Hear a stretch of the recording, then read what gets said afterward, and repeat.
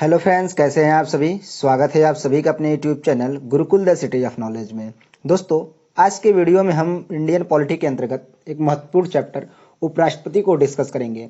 आज के वीडियो में हम उपराष्ट्रपति से संबंधित जो भारतीय संविधान में प्रावधान किए गए हैं उनको देखेंगे और साथ ही साथ उपराष्ट्रपति के कार्य एवं शक्तियों के बारे में चर्चा करेंगे। तो आइए वीडियो को स्टार्ट करते हैं। और वीडियो को स्टार्ट करने से पहले यदि आप हमारे चैनल पर नए हैं तो चैनल को जरूर सब्सक्राइब कर दीजिएगा। आप चाहें तो इसका पीडीएफ भी डाउनलोड कर सकते हैं, लिंक मैं वीडियो के अंत में डिस्क्रिप्शन बॉक्स में डाल दूंगा। तो आइए वीडियो को शुरू करते हैं। दोस्तों, वीडियो को स्टार्ट करने से पहले मैं आप सभी को बता दूं कि उपराष्ट्रपति चैप्टर से एग्जाम में कई सारे क्वेश्चन पूछे जाते हैं। देखिए, इस चैप्टर वैसे तो बहुत छोटा है, लेकिन कई बार जो स्टूडेंट हैं वो इसको पढ़कर नहीं जाते हैं और जब भी एग्जाम में इससे क्वेश्चन पूछा जाता है तो वह वहाँ जाकर फंस जाते हैं। यदि आप इस चैप्टर को ध्यान से देखते हैं तो आने वाले किसी भी एग्जाम में अगर यदि इससे प्रश्न पूछा जाता है तो आप निश्चित ही उसको आसानी से हल कर सकते हैं। तो देखिए, हम पहले उपराष्ट्रपति के बारे में बेसिक जानकारी ले लेते हैं कि उपराष्ट्रपति का पद आखिर है क्या। तो देखिए, जैसे मैंने आप सभी को बताया था कि हमारे यहाँ जो कार्यपालिका होती है वो दो स्तर पर गठित की जाती है, एक संघ की कार्यपालिका, एक राज्य की कार्यपालिका। जो संघीय स्तर की कार्यपालिका थी, मैंने उसमें बताया था उसके अंतर्गत कौन कौन से अधिकारी का संवैधानिक अधिकारी आते हैं। तो देखिए, पहला जो था राष्ट्रपति था, उसके बाद आप देखेंगे तो जो दूसरा जो पद था वो उपराष्ट्रपति का था। इसके अलावा प्रधानमंत्री थे, उसका मंत्रिमंडल था, और जो महान्यायवादी थे, ये सभी संघीय कार्यपालिका के अंग थे। और आप अगर वरीयता क्रम के आधार पर देखेंगे तो जो भारत में सबसे बड़ा पोस्ट है, संवैधानिक पोस्ट या कहते हैं संवैधानिक पद है, वो राष्ट्रपति का पद है। और दूसरे नंबर पे जो संवैधानिक पद आता है वो उपराष्ट्रपति का पद होता है। यानी जो उपराष्ट्रपति का पद है वो देश का दूसरा सबसे बड़ा संवैधानिक पद है, याद रखिएगा। देखिए, भारतीय संविधान के अनुच्छेद 63 में कहा गया है कि भारत का एक उपराष्ट्रपति होगा। अर्थात हमें उपराष्ट्रपति के पद के संबंध में जानकारी या कह सकते हैं जो उसके पद का प्रावधान किया गया है वो भारतीय संविधान के अनुच्छेद 63 में किया गया है। भारतीय संविधान में अगर देखा जाए, भारत में जो उपराष्ट्रपति का पद लिया गया है वो अमेरिका के संविधान से लिया गया है। देखिए, जो हमारे संविधान है उसका जो निर्माण हुआ है कई देशों के संविधानों से मिलकर हुआ है। मतलब कई देशों के संविधान से बहुत सारे स्रोत लिए गए हैं, तब जाकर भारत के संविधान का निर्माण किया गया था। तो इसमें जो उपराष्ट्रपति के पद का प्रावधान है यह अमेरिका के संविधान से लिया गया है। जैसे मैंने आप सभी को बताया था कि जैसे मौलिक कर्तव्य अमेरिका से लिया गया, जो संसदीय शासन व्यवस्था ब्रिटेन से ली गई, आपातकालीन संबंधित जो प्रावधान थे वो जर्मनी से लिए गए हैं। तो ऐसे ही जो उपराष्ट्रपति का पद है वो भी हमने अमेरिका के संविधान से ग्रहण किया है। आप देखेंगे तो अनुच्छेद 64 में कहा गया है कि जो उपराष्ट्रपति होगा वो राज्यसभा का पदेन सभापति होगा, अर्थात वह राज्यसभा का अध्यक्ष होगा। जैसे लोकसभा अध्यक्ष को लोकसभा अध्यक्ष कहते हैं, वैसे ही जो राज्यसभा का अध्यक्ष होता है वो उपराष्ट्रपति होता है। देखिए, इसमें आप देखेंगे तो देखिए जो उसके पद उपराष्ट्रपति के पद का प्रावधान किया गया है अनुच्छेद 63 में कहा गया है, और अनुच्छेद 64 में कहा गया है कि जो उपराष्ट्रपति होगा वह राज्यसभा का पदेन सभापति होगा, नहीं राज्यसभा का अध्यक्ष होगा। देखिए, अनुच्छेद 65 में क्या कहा गया है, क्योंकि इस चैप्टर को हम अनुच्छेद वाइज ही डिस्कस करेंगे, क्योंकि अनुच्छेद वाइज डिस्कस करने से जो तथ्य होते हैं हमें आसानी से याद हो जाते हैं। तो अनुच्छेद 65 में देखिए यह प्रावधान है कि राष्ट्रपति के पद में आकस्मिक रिक्त के दौरान या उसकी अनुपस्थिति में उसके कृत्यों का निर्वहन। देखिए, जो भारत में उपराष्ट्रपति का पद बनाया गया था इसीलिए बनाया गया था, अगर किसी कारणवश या कहते थे किसी स्थिति में अगर राष्ट्रपति का पद खाली होता है तो उस पद पर कौन कार्य करेगा, तो इसी के लिए उपराष्ट्रपति का पद बनाया गया था। तो इसमें कहा गया है अनुच्छेद 65 में, यदि किसी कारणवश या किसी कह सकते हैं विशेष अवसर पर, मान लीजिए राष्ट्रपति की तबीयत खराब है या कह सकते हैं उनकी आकस्मिक मृत्यु हो जाती है, तो ऐसी स्थिति में जो उपराष्ट्रपति होता है उनके कार्यों का निर्वहन करता है, यानी राष्ट्रपति के रूप में वह कार्य करता है। और ऐसी स्थिति में जो उपराष्ट्रपति होता है वो अधिकतम 6 माह तक राष्ट्रपति के रूप में कार्य कर सकता है। यह याद रखिए, क्योंकि यह क्वेश्चन कई बार एग्जाम में पूछा गया है कि उपराष्ट्रपति जो होता है वो राष्ट्रपति के रूप में कितने दिनों तक कार्य कर सकता है, तो अधिकतम 6 माह तक वह राष्ट्रपति के रूप में कार्य कर सकता है। और इसके भीतर ही जो भारत के चुनाव आयोग है उसके द्वारा राष्ट्रपति का निर्वाचन करा लिया जाना चाहिए। अब बात करते हैं कि राष्ट्रपति का निर्वाचन होता कैसे है। देखिए, भारतीय संविधान के अनुच्छेद 66 में उपराष्ट्रपति के निर्वाचन संबंधी प्रावधान किए गए हैं। देखिए, जो उपराष्ट्रपति का निर्वाचन होता है वह भारत निर्वाचन आयोग के द्वारा ही कराया जाता है। और देखिए इसका जो निर्वाचन की प्रक्रिया है सेम राष्ट्रपति के निर्वाचन की प्रक्रिया की तरह है, लेकिन इसमें कुछ फर्क है कि जो उसके जैसा हमने पढ़ा था कि जो उपराष्ट्रपति का जो राष्ट्रपति का चुनाव था उसमें संसद के निर्वाचित सदस्य भाग लेते हैं और साथ साथ विधानसभाओं के सदस्य भी भाग लेते हैं, लेकिन इसमें कुछ कुछ ही सदस्य उसके संसद के सदस्य ही केवल भाग लेते हैं, इसमें राज्य विधानमंडलों के सदस्य भाग नहीं लेते हैं। तो देखिए बिल्कुल जो इसकी निर्वाचन की पद्धति है, कह सकते हैं कि निर्वाचन की जो प्रणाली है समानुपातिक प्रतिनिधित्व एवं एकल संक्रमण मत पद्धति के द्वारा उपराष्ट्रपति का निर्वाचन किया जाता है। इसके साथ ही साथ जो उपराष्ट्रपति का निर्वाचन होता है वो गुप्त एवं अप्रत्यक्ष मतदान के द्वारा किया जाता है। गुप्त का मतलब इसमें यह नहीं बताया जाता किस किस व्यक्ति ने किसको वोट दिया, यह नहीं पता चलता है। और अप्रत्यक्ष का मतलब है कि जनता उपराष्ट्रपति के निर्वाचन में सीधे भाग नहीं लेती, बल्कि जनता द्वारा चुने गए जो प्रतिनिधि होते हैं वह जाकर उपराष्ट्रपति का निर्वाचन करते हैं। देखिए बात करें कि राष्ट्रपति के निर्वाचन में भाग कौन लेते हैं, तो देखिए मैंने अभी बताया कि जो इसका निर्वाचक मंडल होता है उसमें लोकसभा एवं राज्यसभा के सदस्य आते हैं। देखिए लोकसभा एवं राज्यसभा के सदस्य, इसके अलावा यह भी याद रखिएगा कि उपराष्ट्रपति के निर्वाचन में जो निर्वाचित एवं मनोनीत सदस्य दोनों भाग लेते हैं। हमने राष्ट्रपति के निर्वाचन में देखा था केवल जो मैंने बताया कि जो राष्ट्रपति का निर्वाचन होता है उसमें केवल संसद के निर्वाचित और विधानसभाओं के निर्वाचित सदस्य भाग लेते थे, लेकिन यहाँ पर उसमें जो 12 सदस्य राष्ट्रपति के द्वारा मनोनीत किए जाते थे वह राष्ट्रपति के निर्वाचन में भाग नहीं लेते हैं, लेकिन उपराष्ट्रपति के निर्वाचन में जो 12 सदस्य मनोनीत किए जाते हैं वो भी इसके निर्वाचन में भाग लेते हैं। याद रखिए क्योंकि ये क्वेश्चन कई बार पूछा गया है। तो यह याद रखिएगा कि राष्ट्रपति का निर्वाचन कैसे होता है, समानुपातिक प्रतिनिधित्व प्रणाली एवं एकल संक्रमण मत पद्धति के द्वारा इसका निर्वाचन किया जाता है। और कैसे, गुप्त एवं अप्रत्यक्ष मतदान के द्वारा। और इसके निर्वाचन में भाग कौन लेते हैं, लोकसभा एवं राज्यसभा के सभी सदस्य याद रखिएगा, निर्वाचित एवं मनोनीत दोनों सदस्य में भाग लेते हैं। इसके अलावा देखिए जो राष्ट्रपति के निर्वाचन कह सकते हैं, जो राष्ट्रपति पद के जो व्यक्ति उम्मीदवार खड़ा हुआ है उसको 15,000 रुपया जमानत राशि आरबीआई में या कह सकते हैं सरकारी खजाने में जमा करना होता है। देखिए हमने राष्ट्रपति के निर्वाचन में भी देखा था कि जो जमानत राशि थी वह 15,000 रुपये थी। जमानत राशि मैंने बताया था कि जो व्यक्ति होता है, अगर जितने भी मतदान किए जाते हैं, जो वोटर होते हैं, जो मत होता है उसका अगर 1/6 जो कुल वैलिड मत होते हैं 1/6 भाग वोट पा जाता है तो उसकी जमानत राशि उसको वापस कर दी जाती है। और इससे अगर वो कम वोट पाता है तो उसकी जो जमानत होती है वो जब्त हो जाती है। और सेम जैसे प्रधान, अगर आप देखेंगे जो पंचायत का चुनाव है उसमें भी जमानत राशि 15,000 रुपये के आसपास है। और जो राष्ट्रपति का चुनाव है सबसे ज़्यादा कह सकते हैं कि अधिकतम जो इन जितने भी हैं ये सब चुनाव, इन सब की जमानत राशि आप देखेंगे तो 15,000 रुपये। और जो कोटा भी है कि 1/6 जो वोट हैं उनको मिलना चाहिए, अगर नहीं मिलता है तो इनकी जमानत राशि जब्त हो जाती है। अब बात करते हैं कि उपराष्ट्रपति पद की योग्यता क्या होनी चाहिए, यानी यदि कोई व्यक्ति है वो उपराष्ट्रपति का चुनाव लड़ना चाहता है तो उसकी योग्यता क्या होनी चाहिए। तो देखिए सब में यही कॉमन है कि पहला आप देखेंगे तो वह भारत का नागरिक होना चाहिए। हमने राष्ट्रपति में भी देखा था कि पहला कि वह भारत का नागरिक होना चाहिए। दूसरी बात यह है कि उसमें वह 35 वर्ष की आयु पूरी कर चुका हो। देखिए यहाँ पर कहा पूरी कर चुका हो, यानी अगर उसको 35 वर्ष आयु पूरी करने में अगर एक दिन भी कम है तो उसको चुनाव नहीं लड़ने दिया जाएगा। वह 35 वर्ष की आयु पूरी कर चुका हो।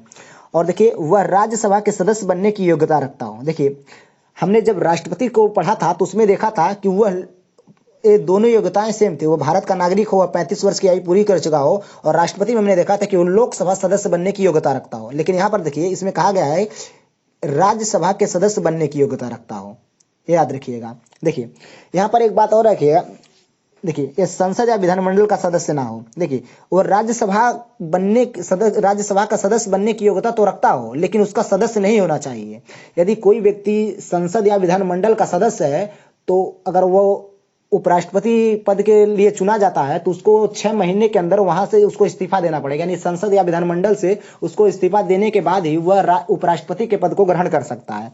इसके अलावा आप देखेंगे तो इसकी योग्यता के अंतर्गत निर्वाचन के समय वह लाभ के पद पर ना हो। मैंने बताया था कि लाभ का पद होता क्या है, जैसा कि मैंने आप सभी को बताया था कि जो गवर्नमेंट जॉब होते हैं वो लाभ के पद के अंतर्गत आते हैं। और याद रखिएगा कि राष्ट्रपति का पद हो गया, उपराष्ट्रपति का पद हो गया, राज्यपाल का या किसी राज्य के मुख्यमंत्री जो हैं और जो प्रधानमंत्री होते हैं इन सब का पद लाभ के पद के अंतर्गत नहीं आता है। तो देखिए दोस्तों अब आप देखेंगे तो इतनी योग्यता से पूरा भारत भरा हुआ है। तो क्या किसी व्यक्ति के पास अगर इतनी योग्यता है तो वह उपराष्ट्रपति का चुनाव लड़ सकता है।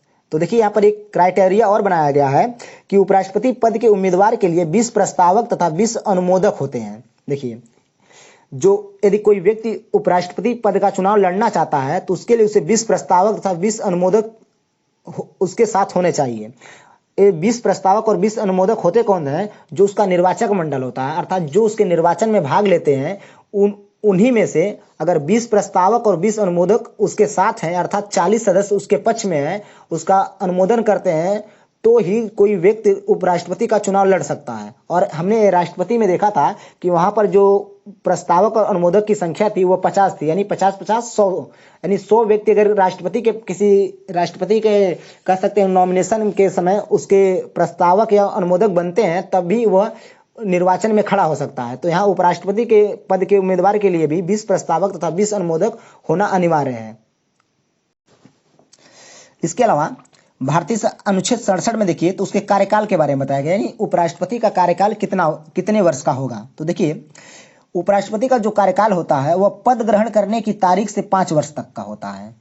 और याद रखिएगा जो उपराष्ट्रपति होता है वह अपना पद ग्रहण करने के 5 वर्ष तक, देखिए वह अपना पद तब तक नहीं छोड़ेगा जब तक कोई व्यक्ति उसके कह सकते उसके जो नया उपराष्ट्रपति ना चुना जा सके, मतलब चुनकर आ नहीं जाता, जब तक नया राष्ट्रपति चुनकर आ नहीं जाता तब तक वह अपना पद नहीं त्याग सकता।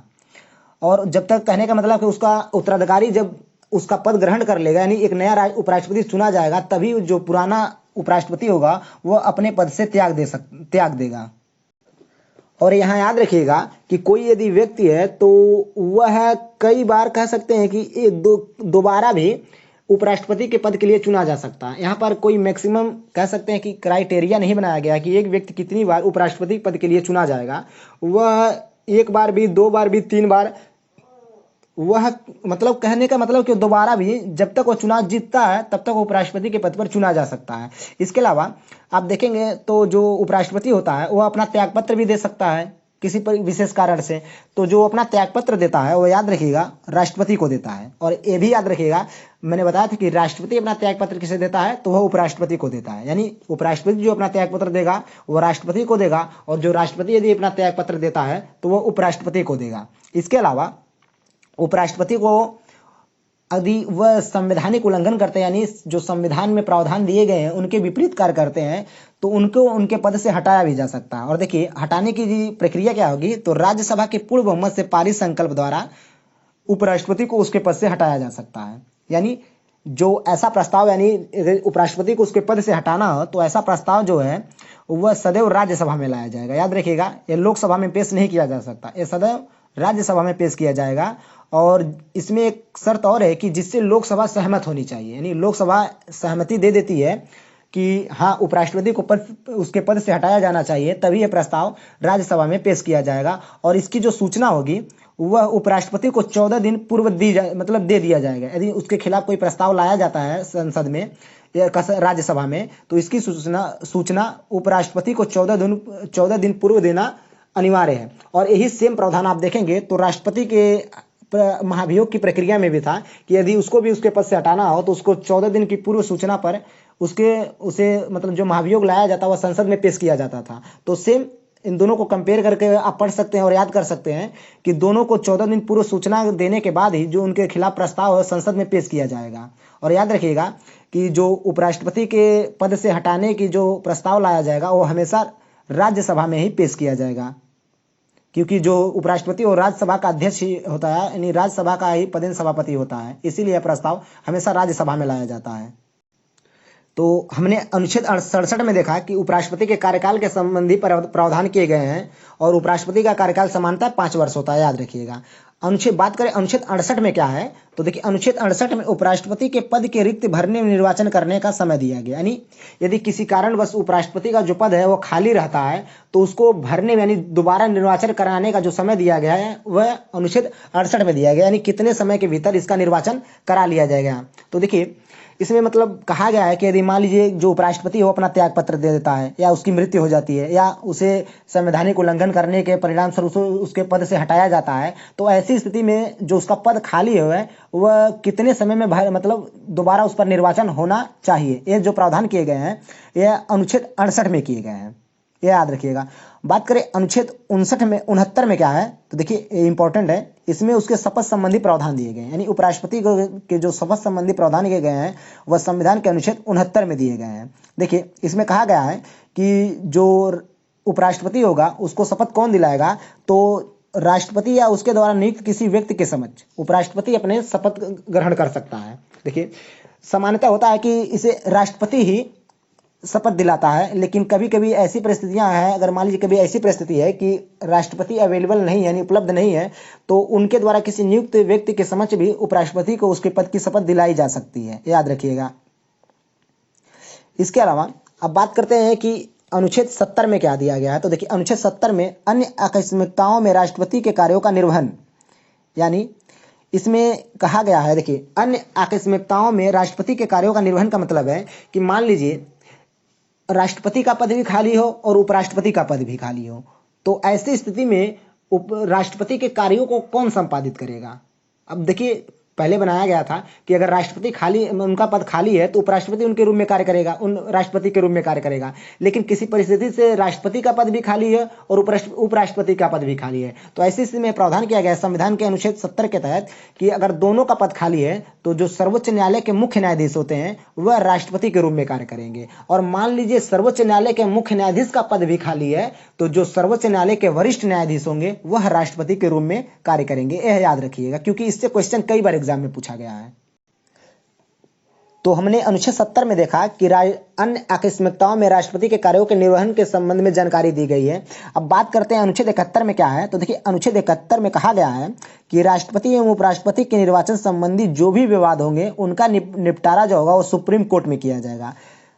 इन दोनों के निर्वाचन का संबंध में यदि कोई विवाद होता है तो इनका निपटारा हाई कोर्ट या किसी अन्य न्यायालय में नहीं किया जा सकता, इनके विवाद का निपटारा सीधे सुप्रीम कोर्ट में ही किया जाएगा। यह प्रावधान भारतीय संविधान के अनुच्छेद 71 में किया गया है।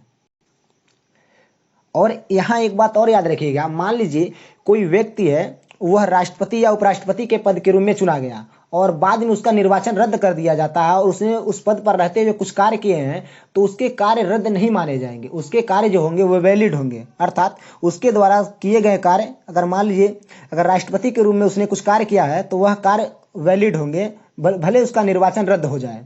तो ये भी कई बार क्वेश्चन पूछा गया है, तो इसको याद रखिएगा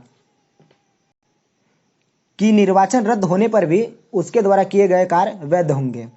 इसके अलावा अब बात करते हैं कि उपराष्ट्रपति की कार्य एवं शक्तियां क्या है, यानी अगर भारतीय संविधान के द्वारा उपराष्ट्रपति का पद बनाया गया है तो वह किस लिए बनाया गया है और उसको क्या क्या शक्तियां प्रदान की गई हैं। तो देखिए मैंने बताया कि वैसे आप देखेंगे तो जो संविधान में उपराष्ट्रपति का कोई कह सकते हैं कि कोई भी कार्य वर्णित नहीं किया गया है। इसका दो ही कार्य है। पहला कार्य जो है वह राज्यसभा के पदेन सभापति के रूप में, और दूसरा जो कार्य है कि राष्ट्रपति की अनुपस्थिति में या पद रिक्ति के समय राष्ट्रपति की भूमिका, यानी पहला तो है कि वह राज्यसभा के पदेन सभापति के रूप में कार्य करेगा, यानी राज्यसभा के अध्यक्ष के रूप में कार्य करेगा। और दूसरा, अगर किसी कारणवश राष्ट्रपति की जो पोस्ट है यानी जो उसका पद है खाली रहता है, यानी मान लीजिए कभी राष्ट्रपति की अचानक मृत्यु हो जाती है या बीमार हो जाते हैं या कोई अन्य कारण से जो राष्ट्रपति का पद है वो खाली हो जाता है, तो ऐसी स्थिति में जो उपराष्ट्रपति होगा वह राष्ट्रपति के कार्यों का निर्वहन करेगा, यानी जो उसकी भूमिका होगी वह राष्ट्रपति के रूप में बदल जाएगी। और याद रखिएगा, जब यह राज्यसभा के पदेन सभापति के रूप में कार्य करेगा तो यह राज्यसभा का देखिए जो इसको वेतन दिया जाएगा वो इसी पद के लिए दिया जाता है, और जब यह राष्ट्रपति के रूप में कार्य करेगा तो जो इसके वेतन भत्ते होंगे जो राष्ट्रपति को दिया जाता है वही इसको दिया जाएगा, यानी यह पूरी तरह से कह सकते हैं कि राष्ट्रपति में कन्वर्ट हो जाएगा। यह याद रखिएगा। और जो उपराष्ट्रपति होगा वह राष्ट्रपति के रूप में अधिकतम 6 माह तक कार्य कर सकता है। यह क्वेश्चन कई बार पूछा गया है कि जो उपराष्ट्रपति है वह राष्ट्रपति के रूप में अधिकतम कितने दिनों तक कार्य कर सकता है, तो अधिकतम 6 माह तक कार्य कर सकता है, और इसके भीतर निर्वाचन आयोग द्वारा राष्ट्रपति का चुनाव करा लिया जाना अनिवार्य होता है। इसके अलावा उपराष्ट्रपति जुड़े कुछ अन्य फैक्ट को देखते हैं। तो देखिए जो मैंने बताया कि उपराष्ट्रपति का जो अपना वेतन है वह राज्यसभा के सभापति के रूप में प्राप्त करता है, यानी उसे उपराष्ट्रपति के मतलब कह सकते हैं कि देखिए उसका जो ज़्यादातर कार्य होता है सारा कार्यकाल जो राज्यसभा का कह सकते हैं कि अध्यक्ष के रूप में ही गुजर जाता है, और कभी कभी बहुत कम ही ऐसी सिचुएशन आती है जब उसे राष्ट्रपति के रूप में कार्य करने का मौका मिलता है, तो जो उसको वेतन दिया जाता है वह राज्यसभा के सभापति के रूप में ही दिया जाता है, क्योंकि वो राज्यसभा के कह सकते हैं कि अध्यक्ष होता है, इसीलिए उसको वेतन दिया जाता है। इसके अलावा देखेंगे तो उपराष्ट्रपति राज्यसभा का सदस्य नहीं होता है, यह याद रखिएगा। यह राज्यसभा का सदस्य नहीं होता है, इसीलिए इसे राज्यसभा में मतदान करने का अधिकार नहीं होता है, परंतु सभापति होने के कारण निर्णायक मत दे सकता है। देखिए, कहने का मतलब है कि जब उपराष्ट्रपति पद बनाया गया तो इसे राष्ट्रपति के लिए बनाया गया था कि राष्ट्रपति अगर अपने कह सकते हैं उनका पद खाली रहता है तो उन्हीं के पद पर यह कार्य करेगा। लेकिन मान लीजिए हमेशा राष्ट्रपति का पद खाली तो रहता नहीं है, इसीलिए इसको एक अन्य कार्य दिया गया कि राज्यसभा की यह अध्यक्षता करेगा, लेकिन इसे राज्यसभा का सदस्य नहीं बनाया गया। और इसीलिए जब इसे सदस्य नहीं बनाया गया तो यह राज्यसभा में किसी विधेयक कह सकते हैं या किसी बिल पर या किसी मुद्दे पर मतदान भी नहीं कर सकता है। और हाँ, यहाँ याद रखिएगा, जो उसका मतलब उसको निर्णायक मत देने का अधिकार दिया गया है। यदि मान लीजिए किसी विधेयक या किसी मुद्दे पर जो राज्यसभा के सदस्य हैं, मान लीजिए उनका जो कह सकते हैं कि वोट है वो 50-50 में बढ़ जाता है, यानी दो पक्षों में अगर 50-50 में बढ़ जाता है कि यानी दोनों बराबर हो जाता है, तो यहाँ पर निर्णायक मत देने का अधिकार उपराष्ट्रपति को दिया गया है। अर्थात जहां निर्णायक मत अगर जो उपराष्ट्रपति होगा जिसकी तरफ देगा वह उस बिल को मान लीजिए कह सकते हैं कि एक तरह से पास माना जाएगा, तो यहाँ पर उसको निर्णायक मत देने का अधिकार दिया गया है। तो दोस्तों, यह था उपराष्ट्रपति से संबंधित हमारा आज का चैप्टर। तो आज के वीडियो में बस इतना ही। वीडियो आप सभी को कैसा लगा, यदि वीडियो आप हमें कमेंट बॉक्स में जरूर बताइएगा, और यदि वीडियो आप सभी को पसंद आता है तो वीडियो को लाइक कीजिएगा और अपने दोस्तों के साथ शेयर कीजिएगा। तो मिलते हैं अगले वीडियो में, तब तक के लिए धन्यवाद। जय हिंद दोस्तों।